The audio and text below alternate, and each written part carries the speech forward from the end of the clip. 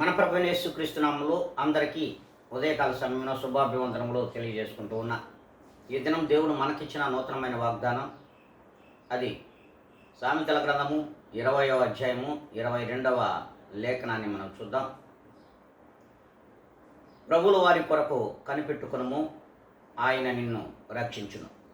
దేవుని యొక్క వాక్యము స్పష్టంగాను యథార్థముగాను మనతో మాట్లాడుతున్నారు.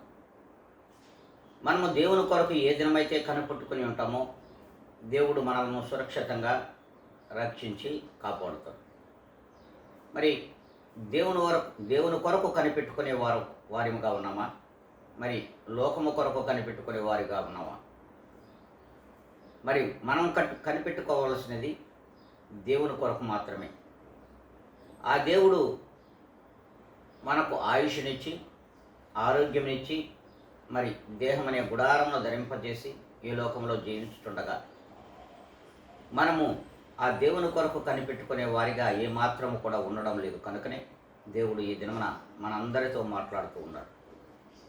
మీరు నా కొరకు కనిపెట్టుకున్నట్లయితే నేను మిమ్మలను రక్షిస్తాను అని దేవుని వాగ్దానం ద్వారా మనకి ఈ దినమున తెలియజేస్తూ ఉన్నాడు. ఈ వాగ్దానం మనందరి జీవితాలలో కూడా ఈ దినమునడైనా సరే నెరవేరాలి అనుకున్నట్లయితే అందరము తలలో ఉంచుకుందాం, శిరస్సు ఉంచి మరి కళ్ళు మూసుకొని ప్రార్థనలో ఏకీభవిద్దాం. మహాపరిశుద్ధుడా, ప్రేమ నమ్మకము కలిగిన మా గొప్ప ఘనమైన తండ్రి, ఈ ఉదయకాల సమయమున నీవిచ్చిన ఈ గొప్ప వాగ్దానమును మా అందరి జీవితములలో స్థిరముగా ఫలింపచేయమని,